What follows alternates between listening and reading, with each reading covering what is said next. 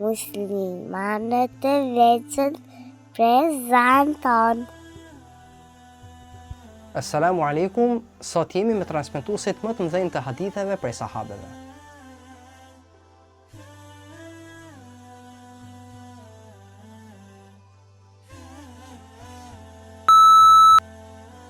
Në vendin e 10 gjejmë Ali ibn Abi Talib, që ka transmetuar plot 536 hadithe. Aliu, Zoti qoftë i kënaqur me atë, është djali i xhaxhait të pejgamberit alayhis salam, i pari djalosh që përqafoi Islamin dhe ishte vetëm 9 vjeç. Ai më vonë u bë dhe prijes i besimtarëve pas Osmanit, Zoti qoftë i kënaqur me atë. Është një nga 4 halifet e drejtë dhe një ndër 10 të përgëzuarit me xhenet. Në vendin e 9 kemi prisën e besimtarëve Umar ibn Khattab, që ka transmetuar plot 537 hadithe. Umar, i Zoti qoftë i kënaqur me atë, është ai i cili u bë musliman pasi vetë pejgamberi i Zotit alayhis salam u lut për të. Ai i cili kur zgjidhte një rrugë, shejtani ikte nga tjetra. Umeri, i Zotit qoftë i kënaqur me atë, ishte nga Kurejshët. Kur pejgamberi alayhis salam u lut që njëri nga 2 Umerët e Mekës të pranonte Islamin, ishte pikërisht Umar ibn Khattab që hyi në Islam. Ai është Faruku, që ndan mes besimit dhe kufrit. Dhe fal tij, muslimanët dolën haptazi me Islamin e tyre. Gjithashtu është halifi i dytë i drejtë pas Ebu Bekrit radiallahu anhu. U plagos në namazin sabahut në xhaminë e pejgamberit alayhis salam dhe ndroi jetë 3 ditë më vonë. Dhe në vendin e 8 kemi Abdullah ibn Amr ibn As, që ka transmetuar plot 700 hadithe. Është i birë një sahabiu, por e pranoi Islamin një vit para babait të tij. Ky ka qenë nga ata të cilët pejgamberi alayhis salam e lejoi që t'i shkruante hadithet e tij. Në vendin e 7 kemi Ebu Said el-Khudri, ka transmetuar 1170 hadithe. Muftiu i Medines, babai i tij Maliku, ra shahid në betejën e Uhudit. Ebu Said el-Khudri vdiq në vitin 74 Hixhi dhe njihet si një nga dietarët e sahabëve dhe një nga transmetuesit më të mëdhenj të hadithit. Në vendin e 6 kemi Xhabir ibn Abdullah, ka transmetuar plot 1540 hadithe. Ka qenë nga ansarët e fisit Khazraj. Ka marrë pjesë në beslidhjen e Ridwan. Jetoi shumë gjatë, rreth 94 vite, dhe ka marrë pjesë në shumë betejë me pejgamberin alayhis salam. Gjithashtu ka marrë pjesë në beslidhjen e parë të Akabes dhe ishte më i riu nga të gjithë. Më pas u verbua. Ka qenë nga muftitë e Medines dhe jep të mësimet e xhamia e pejgamberit alayhis salam. Në vendin e 5 kemi Abdullah ibn Abbasin, i cili ka transmetuar 1660 hadithe. Det në dijen e tij dhe imam në tefsirin e Kuranit. Ka lindur 3 vite para hijretit dhe në vitin e çlirimit të Mekës shkoi me prindërit e tij në Medinë, pas ishin të dobët dhe kurejshët nuk i linin që të largoheshin. Me profeti ka ndenjur vetëm 30 muaj, por i mjaftoi kjo kohë që të bëhej një ndër sahabët që më shumë ka transmetuar hadithe. Thot Ibn Abbas, Zoti qoftë i kënaqur me të, kur ndroi jetë i dërguar e Allahut, unë isha vetëm 15 vjeç.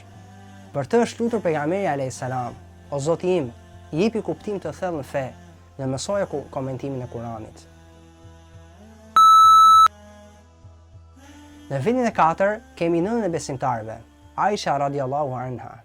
Ajo është e bija e Ebu Bekr e Siddikut, bashkëshortja e pejgamberit alayhis salam. Një nga gratë më të dishme. Prej saj kemi marrë shumë nga feja jonë, sidomos në çështjet e familjes dhe gruas. Shumica e haditheve, për sa i përket çështjeve familjare, janë transmetuar nga Aisha, Zoti qoftë i kënaqur me të. Ajo njihte shumë mirë komentimin e Kuranit, rregullat fetare dhe poezitë arabe.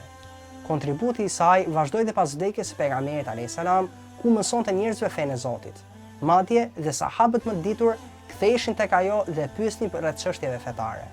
Ndroi jetë në moshën 66 vjeçare. Në vendin e 3 kemi Anas ibn Malik, që ka transmetuar plot 2286 hadithe. Ka qenë prej ansarëve të fisit Khazraj. Ai në rini ka qenë shërbyes i profetit alayhis salam dhe nxënësi i tij. E ndoqi atë kudo dhe mësonte prej tij. Ka qenë sahabiu i fundit që ka vdekur. Kur ka vajtur profeti alayhis salam në Medinë, ka qenë vetëm 10 vjeç. Dhe kur vdiq, ai ishte vetëm 20 vjeç. Megjithse pasi gjeti prindërit dhe profeti alayhis salam i kërkoi të shkojë me ta, preferoi të rinte shërbëtor tek i dërguari i Allahut sallallahu alaihi wasallam. Ndroi jetë në moshën 103 vjeçare. Në vendin e dytë kemi Abdullah ibn Umar, që ka transmetuar 2630 hadithe. Ky sahabi i nderuar është biri i Umar ibn Khattabit. Islamin e pranoi që në moshë të vogël dhe emigroi së bashku me babain e tij, Omerin radhiyallahu anhu. E ka ndjekur të dërguarin e Allahut kudo që të mësonte prej tij. Abdullah ibn Umeri është sahabiu që më shumti e ndiqte sunetin e pejgamberit alayhis salam, saqë dhe kur este i vendoste këmbët tërgjumet e profetit alayhis salam. Dhe në vendin e parë gjejmë Ebu Hurajrën, që ka transmetuar më shumti nga të gjithë hadithe, plot 5374. Emri i tij është Abdurrahman ibn Sakur ad-Daus. Emrin para Islamit e kishte Abdu Shams, robi i diellit. Por pejgamberi alayhis salam ja ndroi dhe ja vuri Abdurrahman. Njihet si Ebu Hurajra, babai i kotelës së vogël, për shkak se mbante dhe luante gjithmonë në kotele. Kjo nofk ju përhap aq shumë sa njerëzit e harruan emrin e tij të vërtet. Islamin e mori nga Tufail ibn Ahmed ad-Dawsi. Pasi pranoi Islamin, Ebu Hurajra ju përkushtua shoqërimit të pejgamberit alayhis salam dhe mësimit fesë prej tij.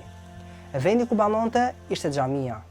Për shkak se u përkushtua shumë marrjes dijes fetare, jetesa e tij ishte mjaft e vështirë.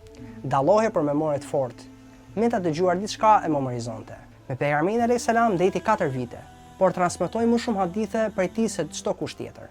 Ndroi jetë në moshën 78 vjeçare dhe u varros në Medinë.